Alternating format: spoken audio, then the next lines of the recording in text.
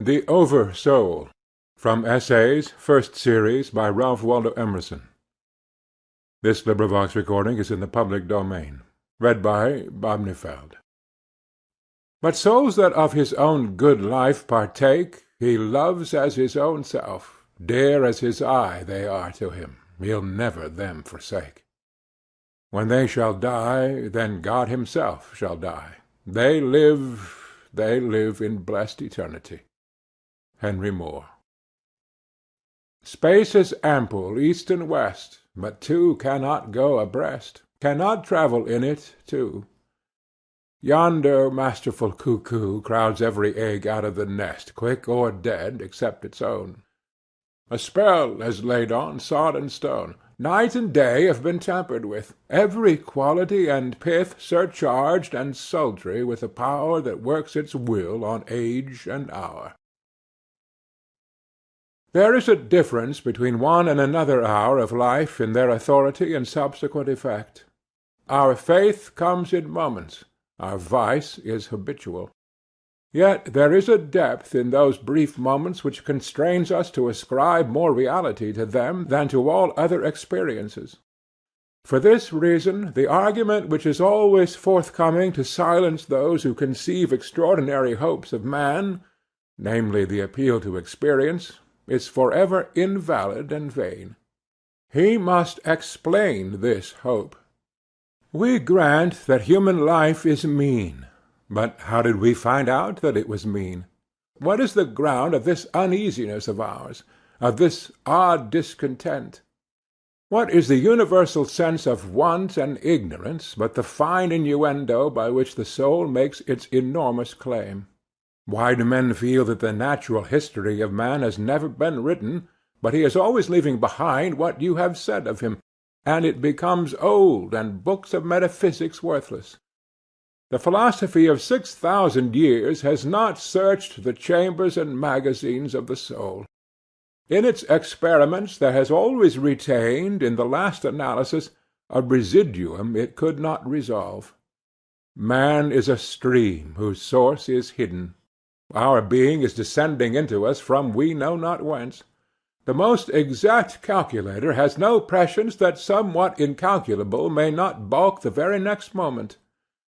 I am constrained every moment to acknowledge a higher origin for events than the will I call mine. As with events, so it is with thoughts. When I watch that flowing river, which, out of the regions I see not, pours for a season its streams into me, I see that I am a pensioner, not a cause, but a surprised spectator of this ethereal water; that I desire and look up and put myself in the attitude of reception, but from some alien energy the visions come. The supreme critic on the errors of the past and the present, and the only prophet of that which must be, is that great nature in which we rest as the earth lies in the soft arms of the atmosphere, that unity, that over-soul, within which every man's particular being is contained and made one with all other, that common heart of which all sincere conversation is the worship, to which all right action is submission, that overpowering reality which confutes our tricks and talents, and contains every one to pass for what he is, and to speak from his character and not from his tongue, and which evermore tends to pass into our thought and hand, and become wisdom and virtue and power and beauty. We live in succession, in division, in parts, in particles. Meantime, within man is the soul of the whole, the wise silence, the universal beauty to which every part and particle is equally related, the eternal One. And this deep power in which we exist, and whose beatitude is all accessible to us, is not only self-sufficing and perfect in every hour, but the act of seeing and the thing seen, the seer and the spectacle, the subject and the object, are one. We see the world piece by piece, as the sun, the moon, the animal, the tree; but the whole, of which these are the shining parts, is the soul. Only by the vision of that wisdom can the horoscope of the ages be read, and by falling back on our better thoughts, by yielding to the spirit of prophecy which is innate in every one, we can know what it saith. Every man's words who speaks from that life must sound vain to those who do not dwell in the same thought on their own part. I dare not speak for it. My words do not carry its august sense. They fall short and cold. Only itself can inspire whom it will, and behold, their speech shall be lyrical and sweet, and universal as the rising of the wind. Yet I desire, even by profane words, if I may not use sacred, to indicate the heaven of this deity, and to report what hints I have collected of the transcendent simplicity and energy of the highest law.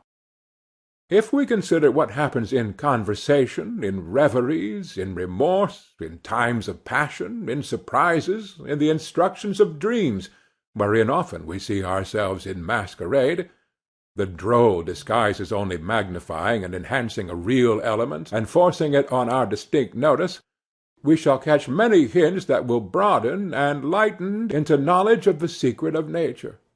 All goes to show that the soul in man is not an organ, but animates and exercises all the organs, is not a function like the power of memory, of calculation, of comparison, but uses these as hands and feet. It is not a faculty, but a light. It is not the intellect or the will, but the master of the intellect and the will. Is the background of our being in which they lie, an immensity not possessed and that cannot be possessed. From within or behind, a light shines through us upon things, and makes us aware that we are nothing, but the light is all. A man is a facade of a temple wherein all wisdom and all good abide. What we commonly call man, the eating, drinking, planting, counting man, does not, as we know him, represent himself, but misrepresents himself. Him we do not respect, but the soul, whose organ he is, would he let it appear through his action, would make our knees bend. When it breathes through his intellect, it is genius. When it breathes through his will, it is virtue. When it flows through his affection, it is love. And the blindness of the intellect begins when it would be something of itself. The weakness of the will begins when the individual would be something of himself. All reform aims in some one particular to let the soul have its way through us. In other words, to engage us to obey. Of this pure nature every man is at some time sensible. Language cannot paint it with his colors. It is too subtle. It is undefinable, unmeasurable. But we know that it pervades and contains us. We know that all spiritual being is in man. A wise old proverb says, God comes to see us without bell. That is, as there is no screen or ceiling between our heads and the infinite heavens, so there is no bar or wall in the soul where man, the effect, ceases, and God, the cause, begins. The walls are taken away. We lie open on one side to the deeps of spiritual nature, to the attributes of God. Justice we see and know. Love, freedom, power. These natures no man ever got above, but they tower over us, and most in the moment when our interests tempt us to wound them. The sovereignty of this nature whereof we speak is made known by its independency of these limitations, which circumscribe us on every hand. The soul circumscribes all things. As I have said, it contradicts all experience. In like manner it abolishes time and space. The influence of the senses has in most men overpowered the mind to that degree that the walls of time and space have come to look real and insurmountable, and to speak with levity of these limits is, in the world, the sign of insanity. Yet time and space are but inverse measures of the force of the soul. The spirit sports with time, can crowd eternity into an hour, or stretch an hour to eternity. We are often made to feel that there is another youth and age than that which is measured from the year of our natural birth. Some thoughts always find us young, and keep us so. Such a thought is the love of the universal and eternal beauty. Every man parts from that contemplation with the feeling that it rather belongs to ages than to mortal life. The least activity of the intellectual powers redeems us in a degree from the conditions of time. In sickness, in languor, give us a strain of poetry or a profound sentence, and we are refreshed. Or produce a volume of Plato or Shakespeare, or remind us of their names, and instantly we come into a feeling of longevity. See how the deep divine thought reduces centuries and millenniums, and makes itself present through all the ages. Is the teaching of Christ less effective now than it was when first his mouth was opened? The emphasis of facts and persons in my thought has nothing to do with time. And so always the soul's scale is one, the scale of the senses and the understanding is another. Before the revelations of the soul, time, space, and nature shrink away. In common speech we refer all things to time, as we habitually refer the immensely sundered stars to one concave sphere. And so we say that the judgment is distant or near, that the millennium approaches, that a day of certain political, moral, social reforms is at hand, and the like, when we mean that in the nature of things one of the facts we contemplate is external and fugitive, and the other is permanent and connate with the soul. The things we now esteem fixed shall, one by one, detach themselves like ripe fruit from our experience and fall. The wind shall blow them none knows whither. The landscape, the figures, Boston, London, are facts as fugitive as any institution past, or any whiff of mist or smoke, and so is society, and so is the world. The soul looketh steadily forwards, creating a world before her, leaving worlds behind her. She has no dates, nor rights, nor persons, nor specialties, nor men. The soul knows only the soul. The web of events is the flowing robe in which she is clothed.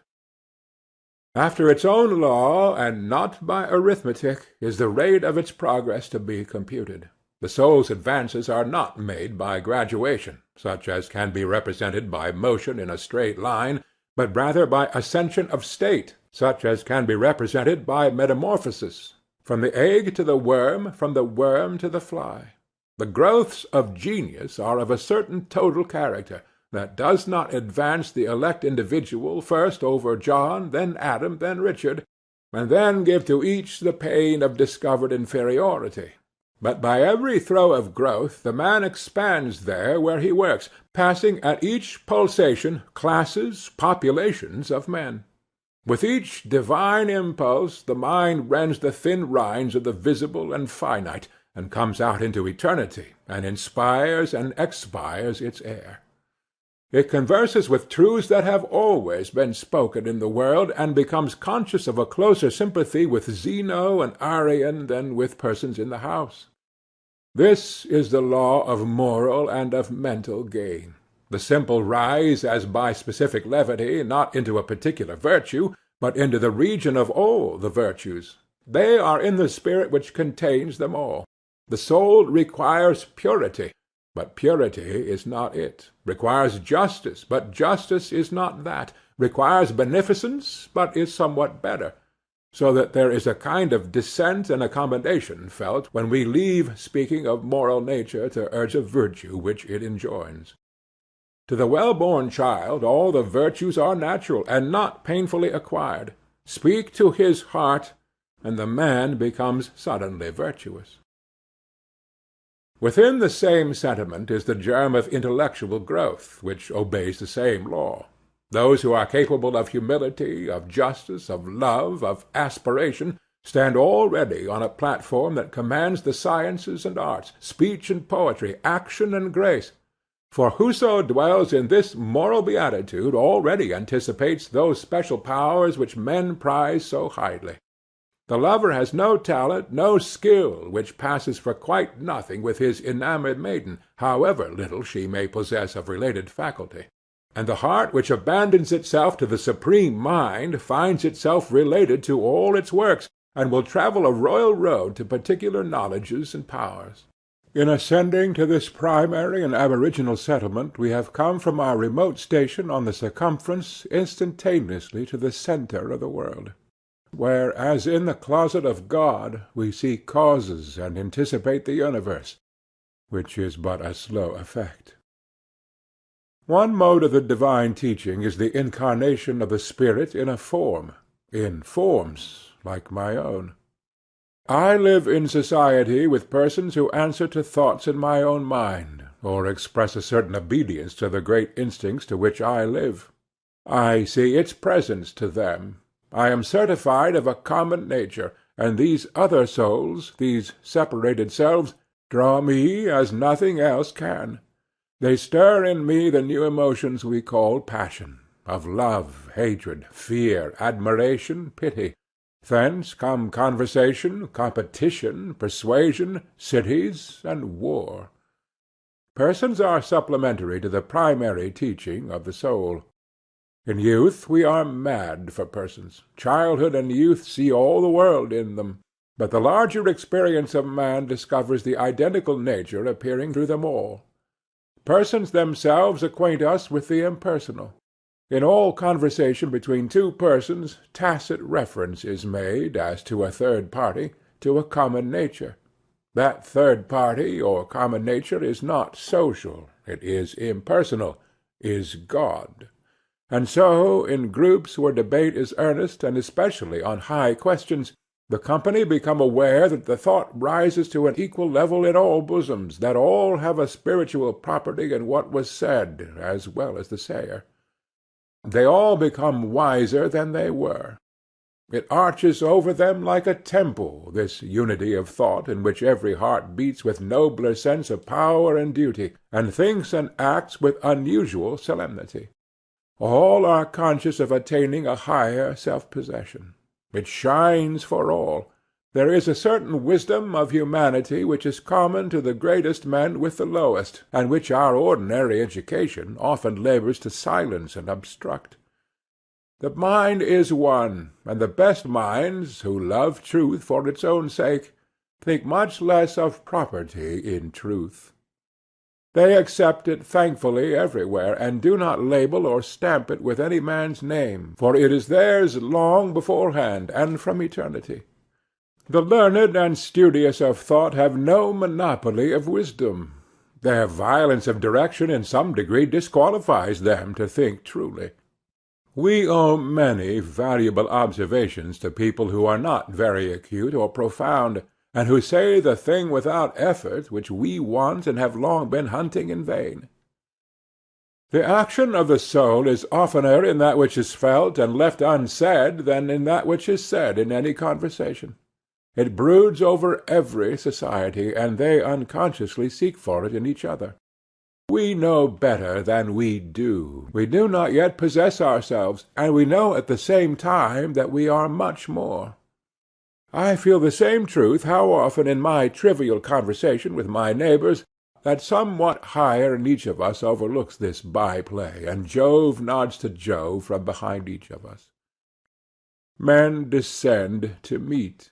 In their habitual and mean service to the world, for which they forsake their native nobleness, they resemble those Arabian sheiks who dwell in mean houses and affect an external poverty to escape the rapacity of the pacha, and reserve all their display of wealth for the interior and guarded retirements. As it is present in all persons, so it is in every period of life. It is adult already in the infant man. In my dealing with my child, my Latin and Greek, my accomplishments and my money stead me nothing, but as much soul as I have avails.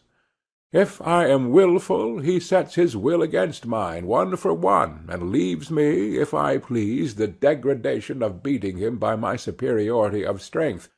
But if I renounce my will and act for the soul, setting that up as umpire between us two, out of his young eyes looks the same soul. He reveres and loves with me. The soul is the perceiver and revealer of truth. We know truth when we see it, let skeptic and scoffer say what they choose. Foolish people ask you, when you have spoken what they do not wish to hear, How do you know it is truth and not an error of your own? We know truth when we see it from opinion, as we know when we are awake that we are awake. It was a grand sentence of Emanuel Swedenborg, which would alone indicate the greatness of that man's perception. It is no proof of a man's understanding to be able to confirm whatever he pleases, but to be able to discern that what is true, and that what is false. This is the mark and character of intelligence. In the book I read, the good thought returns to me, as every truth will, the image of the whole soul. To the bad thought which I find in it, the same soul becomes a discerning, separating sword, and lops it away. We are wiser than we know. If we will not interfere with our thoughts, but act entirely, or see how the thing stands in God, we know the particular thing, and everything, and every man. For the Maker of all things and all persons stands behind us, and casts his dread omniscience through us over things. But beyond this recognition of its own in particular passages of the individual's experience, it also reveals truth. And here we should seek to reinforce ourselves by its very presence, and to speak with a worthier, loftier strain of that advent. For the soul's communication of truth is the highest event in nature, since it does not give something from itself, but it gives itself, or passes into and becomes that man whom it enlightens, or, in proportion to that truth he receives, it takes him to himself. We distinguish the announcements of the soul, its manifestations of its own nature, by the term revelation. These are always attended by the emotion of the sublime. For this communication is an influx of the divine mind into our mind. It is an ebb of the individual rivulet before the flowing surges of the sea of life. Every distinct apprehension of this central commandment agitates men with awe and delight. A thrill passes through all men at the reception of new truth, or at the performance of a great action which comes out of the heart of nature. In these communications the power to see is not separated from the will to do, but the insight proceeds from obedience, and the obedience proceeds from a joyful perception. Every moment when the individual feels himself invaded by it is memorable. By the necessity of our constitution, a certain enthusiasm attends the individual's consciousness of that divine presence. The character and duration of this enthusiasm varies with the state of the individual, from an ecstasy and trance and prophetic inspiration, which is its rarer appearance, to the faintest glow of virtuous emotion, in which form it warms, like our household fires, all the families and associations of men, and makes society possible. A certain tendency to insanity has always attended the opening of the religious sense in men, as if they had been blasted with excess of light. The trances of Socrates, the union of Plotinus, the vision of Porphyry, the conversion of Paul, the aurora of Behmen, the convulsions of George Fox and his Quakers, the illumination of Swedenborg, are of this kind. What was in the case of these remarkable persons a ravishment has, in innumerable instances in common life, been exhibited in less striking manner. Everywhere the history of religion betrays a tendency to enthusiasm. The rapture of the Moravian and Quietist, the opening of the internal sense of the word in the language of the New Jerusalem Church, the revival of the Calvinist churches, the experiences of the Methodists, are varying forms of that shudder of awe and delight with which the individual soul always mingles with the universal soul. The nature of these revelations is the same. They are perceptions of the absolute law. They are solutions of the soul's own questions. They do not answer the question which the understanding asks. The soul answers never by words, but by the thing itself that is inquired after. Revelation is the disclosure of the soul. The popular notion of a revelation is that it is a telling of fortunes. In past oracles of the soul, the understanding seeks to find answers to sensual questions, and undertakes to tell from God how long man shall exist, what their hands shall do, and who shall be their company, adding names and dates and places. But we must pick no locks. We must check this low curiosity. An answer in words is delusive. It is really no answer to the questions you ask. Do not require a description of the countries towards which you sail. The description does not describe them to you, and tomorrow you arrive there and know them by inhabiting them. Men ask concerning the immortality of the soul, the employments of heaven, the state of the sinner, and so forth. They even dream that Jesus has left replies to precisely those interrogatories. Never a moment did that sublime spirit speak in their patois. To truth, justice, love, the attributes of the soul, the idea of immutableness is essentially associated. Jesus, living in these moral sentiments, heedless of sensual fortunes, heeding only the manifestations of these, never made the separation of the ideas of duration from the essence of these attributes, nor uttered a syllable concerning the duration of the soul. It is left to his disciples to sever duration from the moral elements, and to teach the immortality of the soul as a doctrine, and maintain it by evidences. The moment the doctrine of the immortality is separately taught, man is already fallen. In the flowing of love, the adoration of humility, there is no question of continuance. No inspired man ever asks this question or condescends to these evidences. For the soul is true to itself, and the man in whom it is shed abroad cannot wander from the present, which is infinite, to a future which would be finite. These questions which we lust to ask about the future are a confession of sin. God has no answer for them. No answer in words can reply to a question of things. It is not in an arbitrary decree of God, but in the nature of man, that a veil shuts down on the facts of tomorrow, for the soul will not have us read any other cipher than that of cause and effect. By this veil which curtains events it instructs the children of men to live in to-day.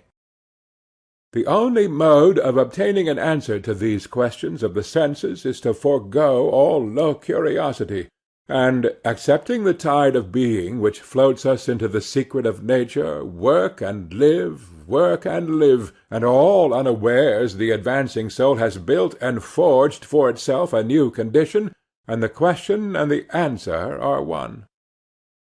By the same fire, vital, consecrating, celestial, which burns until it shall dissolve all things into the waves and surges of an ocean of light, we see and know each other, and what spirit each is of.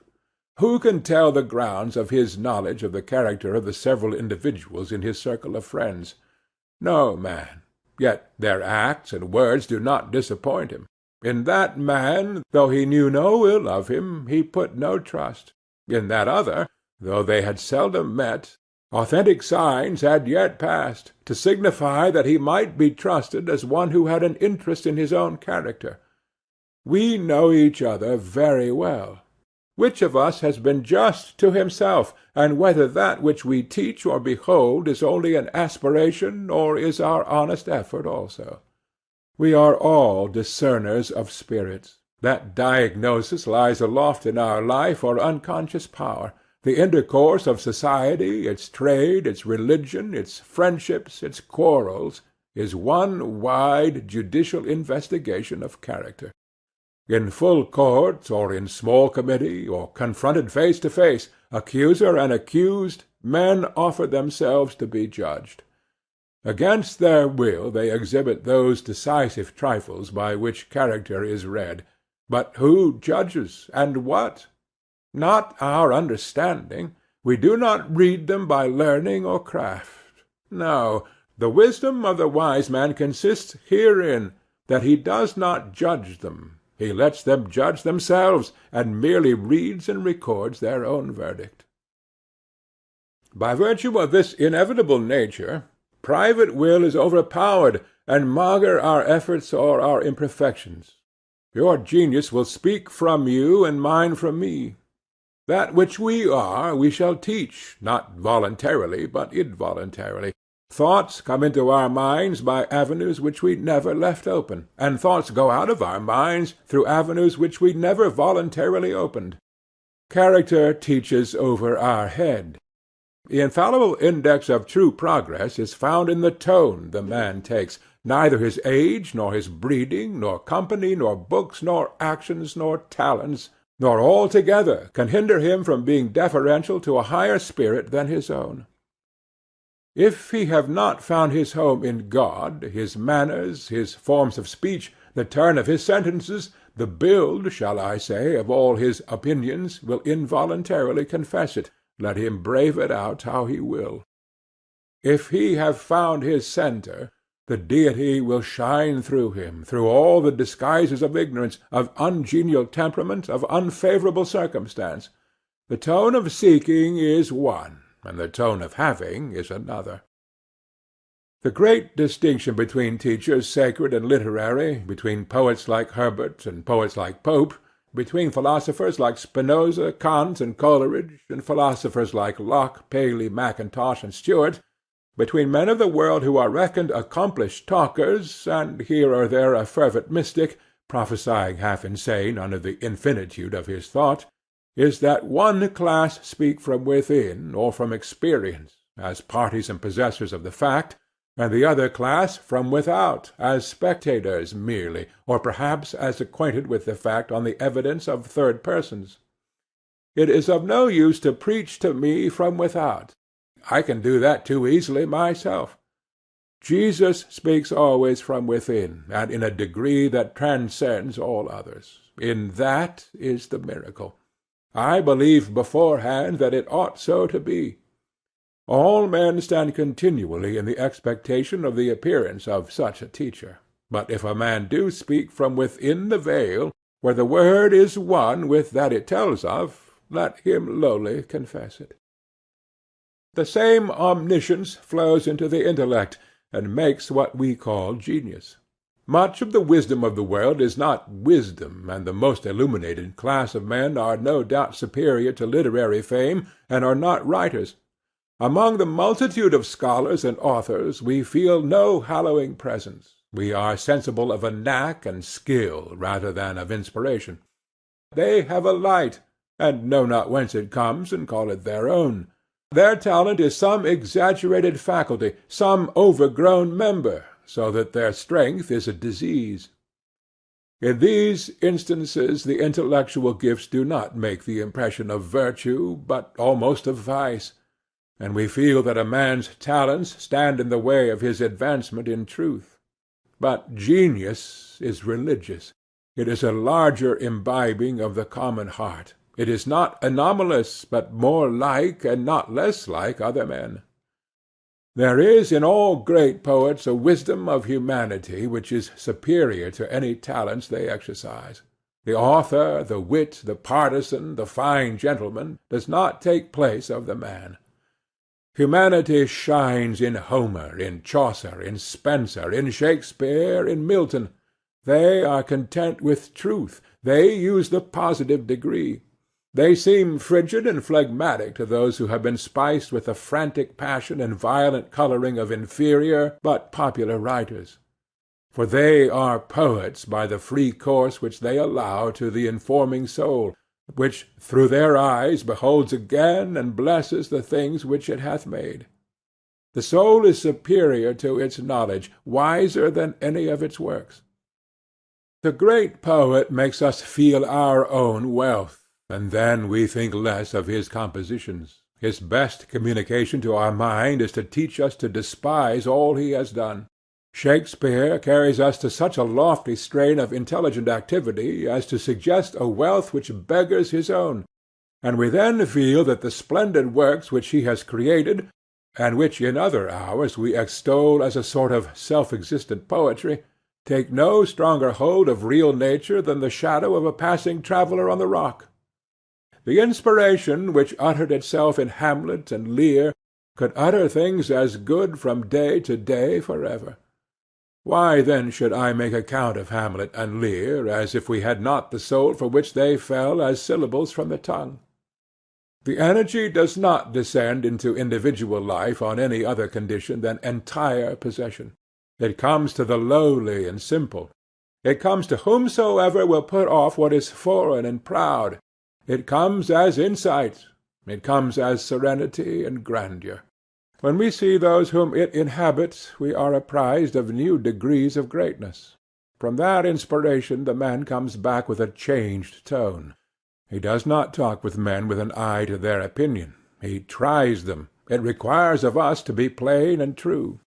The vain traveller attempts to embellish his life by quoting my lord and the prince and the countess who thus said or did to him. The ambitious vulgar show you their spoons and brooches and rings, and preserve their cards and compliments.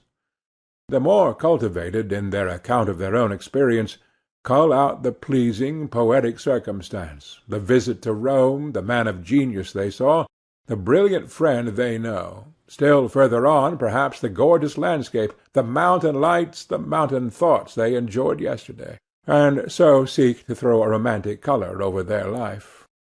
But the soul that ascends to worship the great God is plain and true, has no rose-colour, no fine friends, no chivalry, no adventures, does not want admiration, dwells in the hour that now is, in the earnest experience of the common day, by reason of the present moment and the mere trifle having become porous to thought and bibulous of the sea of light.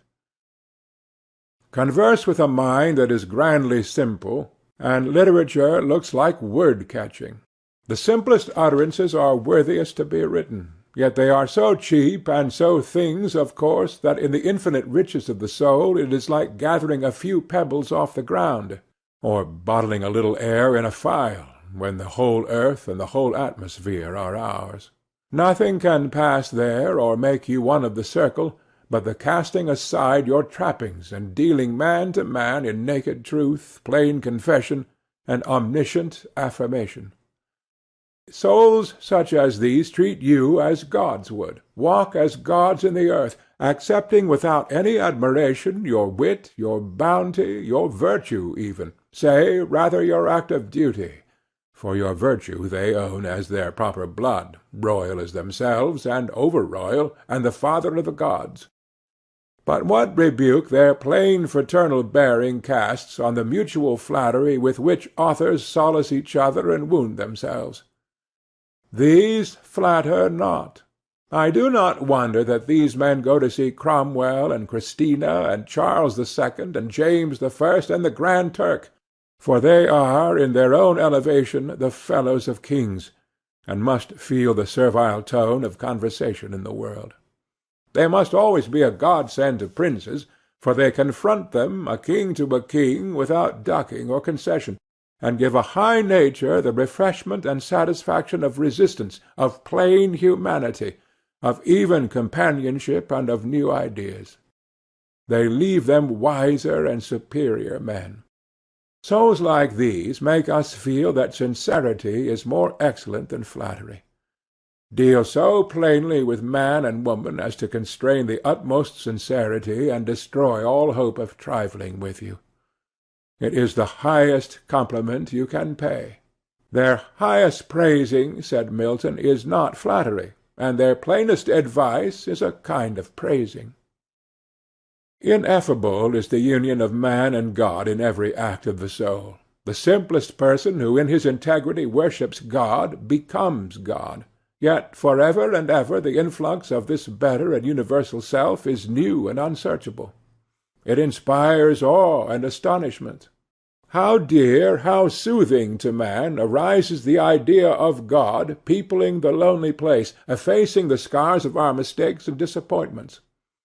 When we have broken our God of tradition and ceased from our God of rhetoric, then may God fire the heart with his presence.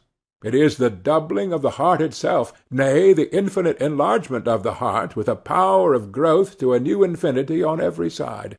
It inspires in man an infallible trust. He has not the conviction, but the sight, that the best is the true, and may in that thought easily dismiss all particular uncertainties and fears, and adjoin to the sure revelation of time the solution of his private riddles. He is sure that his welfare is dear to the heart of being. In the presence of law to his mind he is overflowed with a reliance so universal that it sweeps away all cherished hopes and the most stable projects of mortal condition in its flood. He believes that he cannot escape from his good. The things that are really for thee gravitate to thee. You are running to seek your friend. Let your feet run, but your mind need not. If you do not find him, will you not acquiesce that it is best you should not find him? For there is a power which, as it is in you, is in him also, and could therefore very well bring you together, if it were for the best.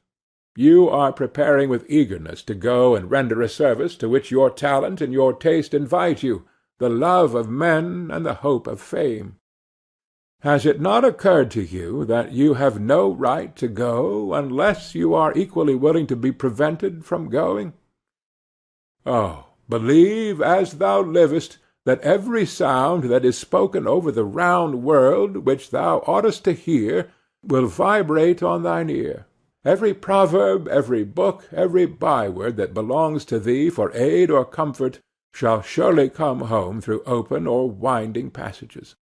Every friend whom not thy fantastic will, but the great and tender heart in thee craveth, shall lock thee in his embrace. And this because the heart in thee is the heart of all. Not a valve, not a wall, not an intersection is there anywhere in nature, but one blood rolls uninterruptedly and endless circulation through all men, as the water of the globe is all one sea, and, truly seen, its tide is one. Let man then learn the revelation of all nature and all thought to his heart, this namely, that the highest dwells with him, that the sources of nature are in his own mind, if the sentiment of duty is there. But if he would know what the great God speaketh, he must go into his closet and shut the door, as Jesus said. God will not make himself manifest to cowards. He must greatly listen to himself, withdrawing himself from all the accents of other men's devotion. Even your prayers are hurtful to him until he have made his own. Our religion vulgarly stands on numbers of believers. Whenever the appeal is made, no matter how indirectly, to numbers, proclamation is then and there made that religion is not. He that finds God a sweet enveloping thought, to him never counts his company. When I sit in that presence, who shall dare to come in? When I rest in perfect humility, when I burn with pure love, what can Calvin or Swedenborg say? It makes no difference whether the appeal is to numbers or to one. The faith that stands on authority is not faith. The reliance on authority measures the decline of religion, the withdrawal of the soul. The position men have given to Jesus, now for many centuries of history, is a position of authority. It characterizes themselves. It cannot alter the eternal facts. Great is the soul, and plain. It is no flatterer. It is no follower. It never appeals from itself. It believes in itself. Before the immense possibilities of man, all mere experience, all past biography, however spotless and sainted, shrinks away. Before that heaven which our presentiments foreshow us, we cannot easily praise any form of life we have seen or read of. We not only affirm that we have few great men, but, absolutely speaking, that we have none, that we have no history, no record of any character or mode of living that entirely contents us. The saints and demigods whom history worships we are constrained to accept with a grain of allowance. Though in our lonely hours we draw a new strength out of their memory, yet, pressed on our attention, as they are by the thoughtless and customary, they fatigue and invade. The soul gives itself alone, original and pure, to the lonely, original and pure, who on that condition gladly inhabits, leads, and speaks through it. Then it is glad, young, and nimble. It is not wise, but it sees through all things. It is not called religious, but it is innocent. It calls the light its own, and feels that the grass grows and the stone falls by the law inferior to and dependent on its nature. Behold, it saith, I am born into the great, the universal mind. I, the imperfect, adore my own perfect. I am somehow receptive of the great soul, and thereby I do overlook the sun and the stars, and feel them to be the fair accidents and effects which change and pass. More and more the surges of everlasting nature enter into me, and I become public and human in my regards and actions. So come I to live in thoughts and act with energies which are immortal. Thus, revering the soul, and learning, as the ancient said, that its beauty is immense, man will come to see that the world is the perennial miracle which the soul worketh, and be less astonished at particular wonders. He will learn that there is no profane history, that all history is sacred, that the universe is represented in an atom, in a moment of time. He will weave no longer a spotted life of shreds and patches, but he will live with a divine unity. He will cease from what is base and frivolous in his life, and be content with all places and with any service he can render. He will calmly front the morrow in the negligency of that trust which carries God with it, and so hath already the whole future in the bottom of the heart. End of The Over-Soul.